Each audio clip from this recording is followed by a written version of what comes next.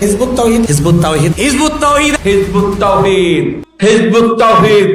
আমি তো বলতে চাই এদের বিরুদ্ধে বক্তব্য মিটিং মিছিল না করা 260টারে যদি জব করে ফেলাই, 260টারে যদি জব করে ফেলাই, 260টারে যদি জব করে ফেলাই, ঠান্ডা। ঠিক না বেটি? এটা কোরআন থেকে বলেছে। আপনি কোরআনে যদি বলেন সুদ হারাম, শুয়োর খাওয়া হারাম, ডাকাতি করা হারাম, চুরি করা হারাম, তো দিনের বিনিময় নেওয়াও হারাম। আপনি অর্ধেক বলবেন না, এটা হতে পারে না। জবাই করে দেওয়ার আহ্বান, এটা কি ইসলামের ভাষা? আর দিনের কথা বলে পারিশ্রমিক নেওয়া কি সত্যি হারাম? আসসালামু আলাইকুম ওয়া রাহমাতুল্লাহি ওয়া বারাকাতুহু। আজকের ভিডিওটি শুরু করছি একটি অত্যন্ত গুরুত্বপূর্ণ প্রশ্ন দিয়ে।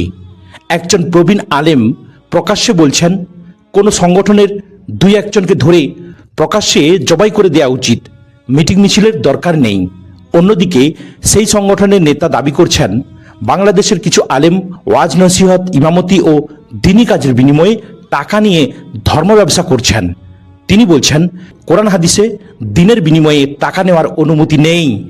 এখন প্রশ্ন হলো, একজন মুসলিম কি আরেকজন মুসলিমকে প্রকাশ্যে এভাবে জবাই করার আহ্বান দিতে পারেন?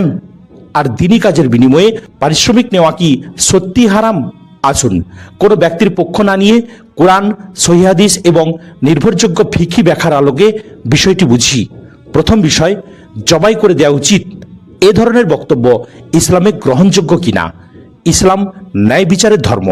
আল্লাহ তাআলা সূরা মাইদার 32 নম্বর আয়াতে বলেছেন, যে ব্যক্তি অন্যায়ভাবে একজন মানুষকে হত্যা করল, সে যেন সমগ্র মানব জাতিকে হত্যা করল। আবার সূরা হুজুরাতে আল্লাহ তাআলা বলেছেন, যদি 2 মুসলমান দলের মধ্যে বিরোধ সৃষ্টি হয় তাহলে তাদের মধ্যে মীমাংসা করে দিতে হবে।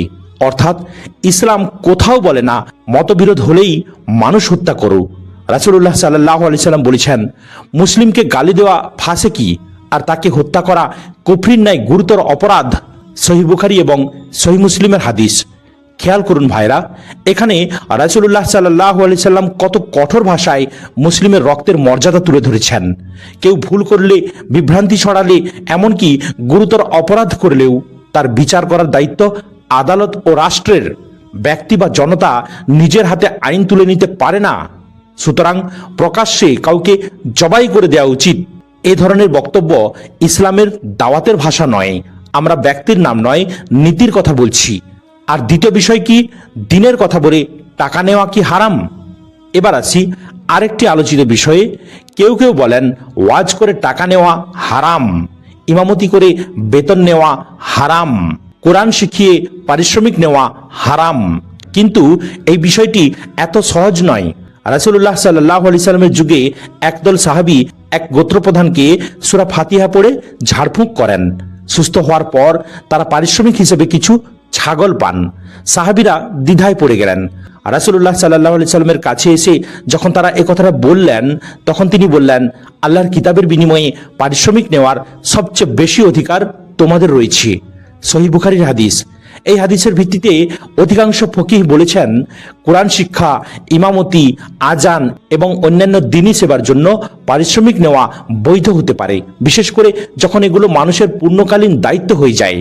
কারণ যদি একজন ইমাম সারাদিন মানুষের ইবাদতের খেদমত করেন, তাহলে তার পরিবারও তো চলতে হবে। সাহাবাদের যুগের অর্থনৈতিক বাস্তবতা আর আজকের বাস্তবতা এক নয়। এই কারণেই অধিকাংশ আলেম পারিশ্রমিককে বৈধ বলেছেন। তাহলে ধর্ম ব্যবসা বলতে কি বোঝায়?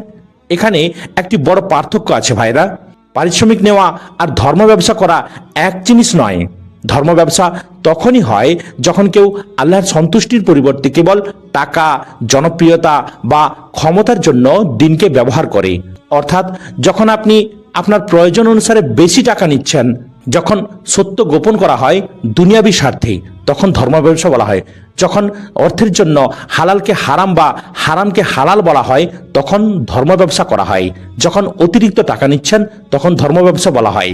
পবিত্র কোরআনে বলা হয়েছে, তোমরা আমার আয়াতসমূহকে সামান্য মূল্যের বিনিময়ে বিক্রি করো না। এই আয়াতের অর্থ এই নয় যে প্রতিটি ইমাম, শিক্ষক বা ওয়াজের পারিশ্রমিক নেওয়া হারাম, বরং এর অর্থ দিনকে দুনিয়াবী স্বার্থে বিকৃত করো না।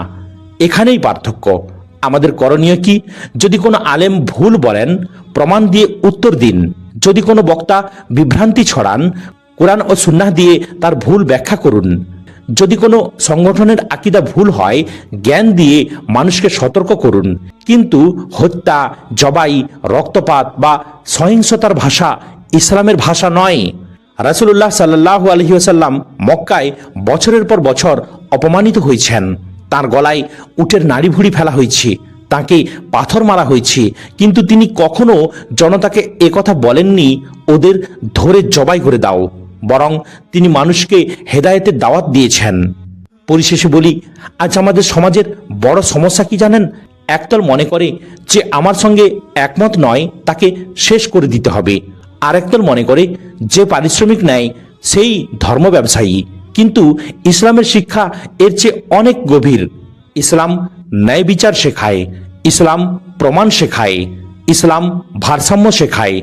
আমরা কাউকে অন্ধভাবে অনুসরণ করব না, আবার কাউকে অকারণে ঘৃণাও করব না। আমাদের মানদণ্ড হবে কোরআন, সহিহ সুন্নাহ এবং উম্মাহর নির্ভরযোগ্য আলেমদের ব্যাখ্যা। আল্লাহ আমাদের সবাইকে সত্যকে সত্য হিসেবে চিনে তা অনুসরণ করার এবং অসত্যকে অসত্য হিসেবে চিনে তা থেকে বেঁচে থাকার তৌফিক দান করুন। আমিন। প্রিয় ভাইরা, ভিডিওটি ভালো লাগলে লাইক, কমেন্ট, শেয়ার করবেন, আর অবশ্যই আল আমিন টিভি বাংলা ইউটিউব চ্যানেলটিকে সাবস্ক্রাইব করবেন। আর যদি আপনি ফেসবুকে দেখে থাকেন তাহলে পেজটিকে ফলো করবেন। আসসালামু আলাইকুম ওয়া রাহমাতুল্লাহি ওয়া বারাকাতুহু।